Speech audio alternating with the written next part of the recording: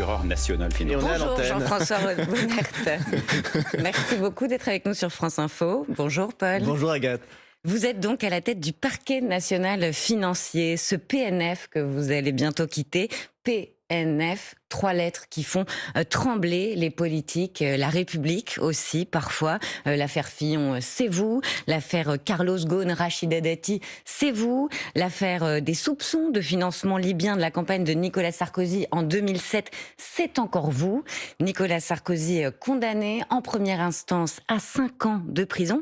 On écoute ce qu'il dit de vous, les magistrats.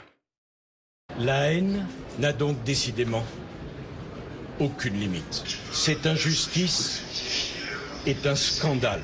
Ceux qui me haïssent à ce point pensent m'humilier. Ce qu'ils ont humilié aujourd'hui, c'est la France. Vous l'avez dit, vous estimez qu'il y a eu financement illégal de la campagne de Nicolas Sarkozy. Et pourtant, en première instance, 3 charges sur 4 ont été abandonnées. Seule l'association de malfaiteurs a été retenue. L'avez-vous vécu comme un désaveu, Jean-François Bonert, pour ne pas dire une claque? Absolument pas. En amont du procès du financement libyen, j'avais expliqué, notamment devant certains de vos confrères, que dans le dossier, ce qui compte, c'est le dossier. Il y a des charges, il y a des preuves qui permettent de caractériser le fond même de l'affaire, c'est-à-dire le pacte de corruption. Alors, nous sommes en présence d'un jugement qui fait presque 400 pages, qu'il faut s'approprier, qu'il faut lire avec beaucoup d'attention, donc ça prend un temps certain. Justement, vous diriez que c'est le dossier le plus lourd, le plus complexe, ou tout simplement le plus inflammable que vous ayez eu à gérer? Il est inflammable en raison des personnalités en présence, À savoir Nicolas Sarkozy. qui elles-mêmes électrisent. On voit bien le débat public et on voit à travers la citation de M. Sarkozy que vous venez à l'instant de diffuser, la thèse évidemment Il parle de haine. En fait, il renverse la situation. Les accusations qui ont été portées contre lui et qui ont été validées par le jugement. J'ai conscience que nous sommes actuellement en phase d'appel, d'où une certaine prudence aussi de ma part. Mais Il y a toujours une présomption d'innocence. les premiers juges ont dit il y a pacte de corruption. Et c'est ça qu'il faut retenir. Malgré l'absence de certaines preuves irréfutables, malgré le fait que vous ayez mis de côté la note de Mediapart à l'origine de l'affaire, le plus probable est que ce document soit un faux, a dit le tribunal. Vous n'avez pas non plus trouvé de traces d'argent liquide dans la campagne de Nicolas Sarkozy. Pour autant, vous faites appel de cette décision de première instance. Pourquoi? Eh bien, tout simplement parce que, classiquement, lorsqu'un prévenu fait appel, le ministère public, le parquet, fait appel également, tout simplement pour que la cour d'appel puisse examiner dans son intégralité les charges qui ressortent du dossier et non pas simplement les points sur lesquels le prévenu fait appel. Ça, c'est une technique tout à fait classique de tous les procureurs. Vous aviez fait part déjà de votre intime conviction que vous nous répétez ce matin, Nicolas Sarkozy est coupable pour vous. C'est mon intime conviction, elle ressort du dossier. C'est quelque chose d'objectif. Je constate qu'il n'y a pas que le parquet, le PNF qui le dit, 3 juges et avant eux des dizaines de juges en cour d'appel à la cour de cassation ont validé les éléments qui ont été jugés par le tribunal, lequel tribunal dit il y a un pacte de corruption et techniquement, ils assoient ça sur l'association de malfaiteurs. Excusez-moi, Nicolas Sarkozy a été relaxé de la charge de corruption. Oui, alors c'est une approche, une analyse technique avec laquelle le parquet national financier peut se démarquer, puisque nous, au cours du dossier, dans le réquisitoire écrit, réquisitoire oral également, nous avions soutenu un autre raisonnement.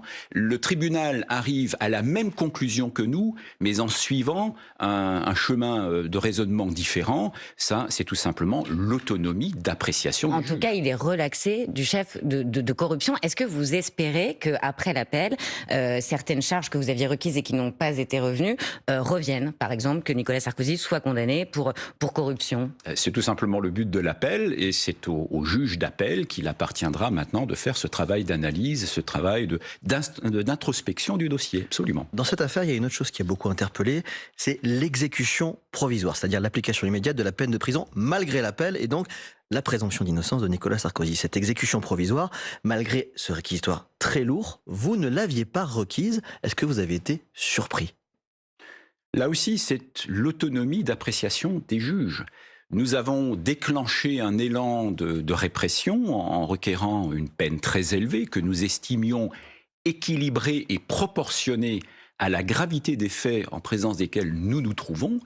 Et le tribunal a à sa disposition une palette de mesures qu'il a décidé d'appliquer. C'est le cas évidemment avec le mandat de dépôt à effet différé, c'est-à-dire que Il est en prison. il n'est pas parti en prison tout de suite, mais avec un délai pour préparer évidemment cette mesure d'incarcération que j'ai notifié moi-même la date d'incarcération. C'est vous qui l'avez rencontré pour lui expliquer les modalités de sa détention, que vous n'aviez pas requise, donc une mise en prison immédiate, quasiment, qui a suscité l'incompréhension de certains dans la classe politique. Chez les Français aussi, il y a des sondages qui montrent que un peu plus de 40% des Français n'ont pas compris cette décision. Est-ce que vous avez perdu la bataille de la communication dans cette affaire ? Oh, certainement pas. Moi, mon rôle était évidemment celui du procureur de la République, c'est celui d'exécuter la décision du tribunal. Je n'avais absolument aucune opportunité, notamment de dire je n'ai pas requis l'incarcération, donc je ne vais pas mettre à exécution. Là, j'aurais commis une faute. Mais vous la regrettez, vous, cette exécution provisoire que vous ne souhaitiez pas et qui a été effective ? Ah ben moi, je n'ai pas à regretter une décision du tribunal. C'est une décision qui a été prise. Je ne la commenterai évidemment jamais parce qu'il n'y a pas lieu de la commenter. Après, ce qui nous appartient, et c'est ce que je fais également ce matin, c'est d'essayer d'expliquer pourquoi une telle décision est prise. C'est encore l'expression d'un constat de gravité par les juges. Évidemment, dans l'opinion publique, cette mesure est tombée, je dirais, d'autant plus forte qu'elle n'était peut-être pas envisagée, ou en tout cas qu'elle n'a pas été anticipée à ce point-là, mais aujourd'hui, il faut bien constater... Pas été requise, les avocats n'ont oui, pas pu mais il faut constater que le tribunal n'a pas versé dans l'illégalité. Il s'en serait bien gardé. 380 pages de motivation, ça montre bien qu'on tient à respecter la loi jusqu'au bout. Jean-François Bonnert, est-ce que vous pouvez comprendre ceux qui sont troublés et ceux qui se disent aussi, vous avez, on va parler des autres affaires, mais vous avez le pouvoir de mettre à mort politiquement des responsables, des élus. Vous comprenez ceux qui se disent, les magistrats ont trop de pouvoir ? Moi, c'est une responsabilité que je ressens depuis le premier jour où j'ai endossé mes fonctions. Et c'est ce qui doit conduire à une forme d'humilité de l'exercice de ces fonctions, de réflexion en permanence. Et c'est ce qui fonde également la marque de fabrique du PNF, c'est le travail en collégialité. Vous dites aujourd'hui au Monde, qui vous interroge sur la visite en prison très commentée du garde des Sceaux Gérald Darmanin à Nicolas Sarkozy, je vous cite, que ce sont des comportements qui, à l'évidence, interrogent. C'est-à-dire ? Le débat, après cette décision, évidemment, je l'ai dit, a été électrisé, notamment par la personnalité du principal prévenu. Ça, on s'y attendait, ça n'a échappé à personne. Je l'avais anticipé également en amont du procès. L'environnement forcément autour de cette affaire, on le voit à travers ce mécanisme d'électrisation, a fait que les uns et les autres ont réagi sur le terrain de la politique, terrain que nous précisément avons décidé dès le départ et depuis toujours de ne pas entamer, de ne pas nous rendre sur ce terrain-là. Il n'aurait pas dû s'y rendre en prison, Gérald Darmanin, le garde des Sceaux, pour vous ? Ça, c'est une décision qui lui appartient. Il est garde des Sceaux, il est responsable de l'administration pénitentiaire. Après, c'est à lui de voir et de mesurer. C'est un homme intelligent qui sait mesurer l'écho de ses décisions et de son comportement. Là, en l'espèce, je peux comprendre que notamment certains magistrats, Conseil supérieur de la magistrature en tête, mais peut-être également les magistrats de la Cour d'appel qui vont bientôt se pencher sur le dossier, ont pu prendre ça avec irritation. Ça met un peu la pression aussi, peut-être. On peut le voir comme ça. Nous écoute à la radio, il hausse les épaules. Il y a une autre affaire dans l'affaire Jean-François Bonnert, c'est l'affaire de la fausse rétractation de Ziad Takieddine, ou comment l'entourage de Nicolas Sarkozy est accusé d'avoir tenté de manipuler la justice, d'essayer de truquer un témoignage. Alors Ziad Takieddine est mort fin septembre, mais l'ancien président, sa femme, la communicante Michèle Marchand sont mises en examen. Est-ce que vous allez demander un procès dans cette affaire ? C'est le chemin que nous prenons. C'est un dossier qui est en train de se terminer au niveau de l'instruction, puisqu'un juge d'instruction avait été saisi en collégialité. Et nous nous orientons effectivement, nous sommes en train de finaliser, comme on dit, le réquisitoire définitif. Et donc l'orientation qui est prise actuellement va vers le procès. Mais ça, on vous le confirmera encore en temps et en heure. Jean-François Bonnert, dans un instant, on va parler d'une autre affaire dont vous avez la charge, l'affaire Renault-Carlos Ghosn, dans laquelle Rachida Dati est mise en examen. Mais tout de suite, il est 8h44 et c'est l'info en 1 minute avec Maureen Sugnard. La Russie revendique la prise de la ville stratégique de Pokrovsk en Ukraine, ce que dément Kiev ce matin. La guerre se poursuit alors même que des négociations sont en cours pour tenter de mettre fin à la guerre. L'émissaire de Donald Trump, Steve Witkoff, sera aux États-Unis, en Russie, tout à l'heure, à Moscou, pour rencontrer Vladimir Poutine. Sébastien Lecornu essaye d'échapper à la dissolution, affirme ce matin Marine Le Pen, la patronne des députés du Rassemblement national. Sébastien Lecornu tente de décrocher un accord avec les socialistes pour que le budget de la sécurité sociale soit voté. Le texte est de retour aujourd'hui à l'Assemblée nationale.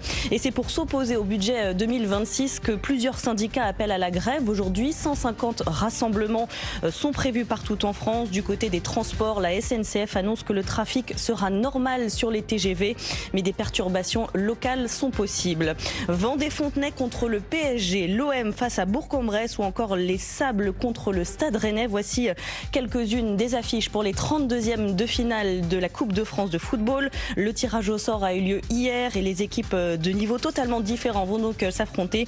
Les rencontres se dérouleront le week-end du 19 décembre prochain. France Info. Le 8-30 France Info. Agathe Lambray, Paul Larouturou. Avec Jean-François Bonnert, procureur de la République financier, l'homme qui fait trembler les politiques. D'ailleurs, on parle d'une autre affaire, Paul. Oui, après l'affaire Sarkozy, il y a aussi l'affaire Renault-Carlos Ghosn, dans laquelle Rachida Dati, ministre de la Culture, potentielle candidate à la mairie de Paris, est renvoyée en procès pour corruption et trafic d'influence. Ce sera en septembre prochain. Vous la soupçonnez d'avoir perçu 900 000 € d'une filiale de Renault-Nissan sans contrepartie réelle pour du lobbying, alors qu'elle était à l'époque eurodéputée. Elle et Carlos Ghosn nient catégoriquement les faits. Mais si vous avez demandé un procès, j'imagine que vous êtes sûr de vous. Là aussi, c'est un dossier dans lequel les juges d'instruction sont parvenus à rassembler des charges, les charges concordantes. Et donc, ce que nous appelons des charges, ce sont des éléments de preuve qui, à ce stade, sont matérialisés, sont contenus dans ce dossier et qui fondent la conviction du parquet. Comme dans l'affaire du financement libyen, je dis ici qu'effectivement, selon ma conviction, ces charges sont suffisantes pour aller s'expliquer devant le tribunal. Devant le tribunal, il appartiendra aux deux protagonistes, Rachida Dati et M. Ghosn, d'expliquer, d'apporter leurs arguments de façon tout à fait contradictoire par rapport justement aux accusations que nous portons. Et ce sera là aussi au tribunal de décider. Je dirais, en objectivité et en équilibre dans un procès parfaitement équitable. Jean-François Bonnert, dans cette affaire, vous avez dû réaffirmer votre soutien aux magistrats du PNF parce que Rachida Dati avait expliqué que vous lui aviez assuré votre désaccord avec les charges portées contre elle quand vous l'avez reçue. J'ai vu droit dans les yeux Monsieur Bonnert qui m'a dit que son parquet dysfonctionnait, a-t-elle expliqué. C'est quoi ça? C'est une façon de faire pression encore? C'est une façon de faire pression qui ne correspond pas à la réalité et qui, à l'évidence, est destinée, comme dans d'autres environnements, je dirais, de dossiers, on en a cité un autre, qui revient à faire pression. Vous avez subi beaucoup des pressions, vous ? Des pressions qui viennent de l'extérieur, oui, on peut les ressentir comme telles, qui sont véhiculées notamment par les réseaux sociaux, parfois aussi par les médias, absolument pas par le politique, qui ne fait pas pression. À part Rachida Dati, manifestement. Là, en l'espèce, elle a une façon, effectivement, de venir nous questionner, de me questionner même personnellement. Oui, je réponds, et je le fais là aussi droit dans les yeux, étant observé que mon rôle, c'est précisément de préserver ceux qui traitent ce dossier, qui l'ont fait avec âme et conscience, en rigueur, avec comme seule boussole, je le rappelle souvent, la loi, c'est-à-dire le code pénal et le code de procédure. C'est vrai, mais quand on regarde les affaires traitées par le PNF, Nicolas Sarkozy, Rachida Dati, auparavant, à l'époque de votre prédécesseur Éliane Houlette, l'affaire François Fillon, que vous avez achevée, François Fillon dont l'affaire fulgurante en pleine campagne présidentielle a interpellé aussi, eu égard à la lenteur habituelle de la justice. Qu'est-ce que ça signifie? Vous avez une dent contre la droite au parquet national financier? Écoutez, non, puisque le parquet national financier agit selon une boussole qui est objective, et le PNF ne fait pas de politique. Ça, vous m'entendrez toujours le rappeler, parce que c'est la réalité. Mais beaucoup d'affaires de droite, quand même, qui impliquent des personnalités de premier plan de la droite. Oui, mais nous ne tenons pas de comptabilité, et il se trouve simplement que les dossiers, les affaires ont un processus de maturité qui font qu'à un moment donné, on a l'impression que c'est plutôt la droite qui est ciblée. Là, quand même, dans le cas de l'affaire Fillon, vous avez quand même mis moins de 24 heures après la publication de l'article du Canard enchaîné en pleine campagne présidentielle. Cet article affirmait que l'épouse du candidat Les Républicains avait bénéficié d'un emploi présumé fictif. Vous avez mis 24 heures le PNF, donc on peut se dire que là, vous êtes allé quand même très très très très vite.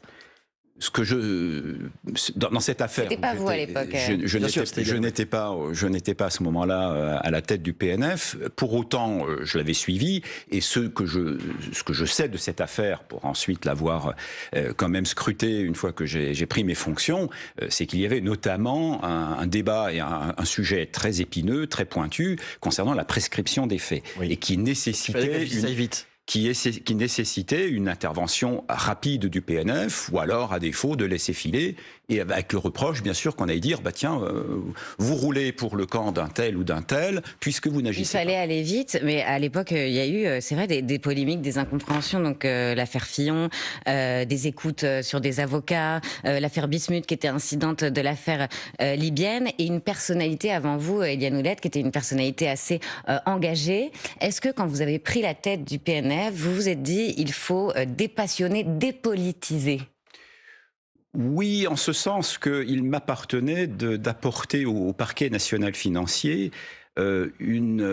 un esprit de paix, un esprit d'apaisement, non pas que ma prédécesseur avait catalysé les courants et qu'elle se soit mal comportée dans la conduite du parquet. Ça, un parquet, c'est une réalité de femmes et d'hommes, une collectivité qui convient d'organiser. Il y avait besoin, effectivement, à un moment donné, compte tenu du débat, entre autres autour de l'affaire Fillon, de ramener de la paix, de ramener de la sérénité. C'est ce que j'ai essayé de faire pendant les 6 ans de mon mandat. Mais pour revenir à votre reproche implicite de politisation, c'est une question, mais qui contient quand même une petite pique. Quand je dis il y a maturation des dossiers, là j'observe que sur le premier semestre de l'année prochaine, nous allons avoir 4 personnalités de gauche qui vont être poursuivies. Merci, vous m'offrez une transition, je vous remercie pour ça. Vous vous penchez aussi, vous voyez. C'était prévu, regardez, c'est écrit sur ma feuille. Vous vous penchez sur les notes de frais de la maire de Paris, Anne Hidalgo, après qu'une association a publié des notes datant de 2020 à 2024. Où en êtes-vous précisément? Allez-vous ouvrir une enquête?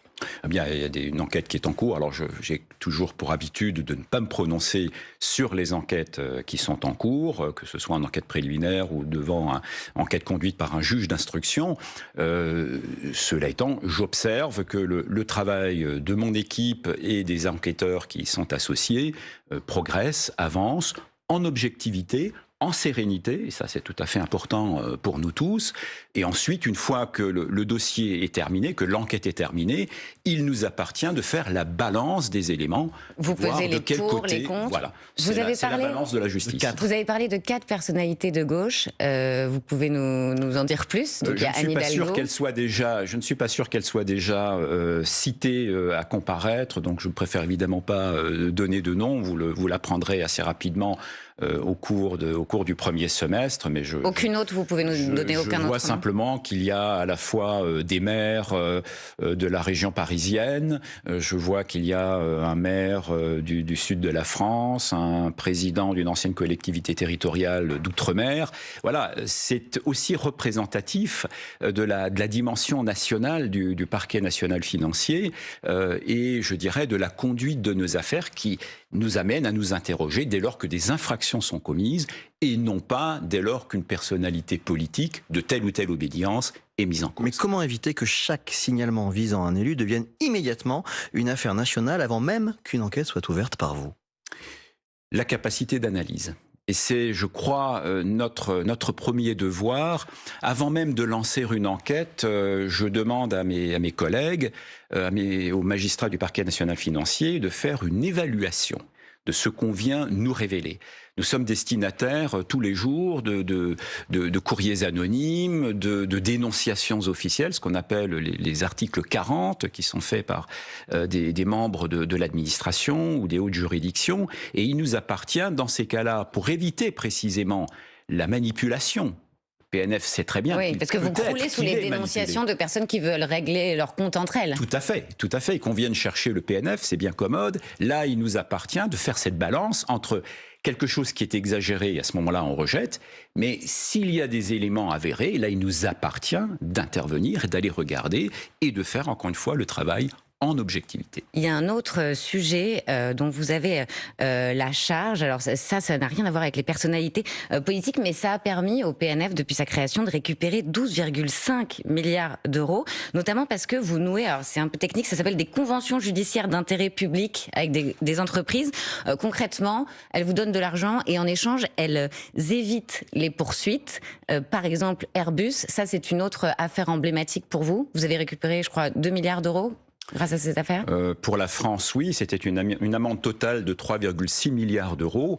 Ce qu'il faut dire, c'est que sur la procédure de CEGIP, Convention judiciaire d'intérêt public, Airbus encourait en CEGIP une amende infiniment supérieure que celle qu'il encourait si j'avais traduit Airbus devant le tribunal correctionnel. Ah d'accord, parce que donc là vous répondez à l'argument de ceux qui disent « Attendez, c'est un peu facile pour les entreprises, elles vont s'éviter un long procès, une amende exorbitante en dealant avec le parquet national financier. » Finalement, ça blanchit un peu la corruption, certains disent. La peine encourue d'Airbus, à l'époque, c'était 5 millions d'euros d'amende devant le tribunal correctionnel versus 18,3 milliards d'euros en CEGIP. C'est pas la même chose. 3,6 milliards, ils ont payé avec le Royaume-Uni et les États-Unis parce que c'était une procédure conjointe. C'était une CEGIP qui était combinée avec les deux autres pays et coordonnée par le parquet national financier, ce qui a valu au PNF aujourd'hui d'être regardé par les Américains et les Anglais comme une unité de lutte anticorruption à égalité avec ces deux pays. Il va être 8h57 sur France Info. C'est l'heure de la question qui à retrouver évidemment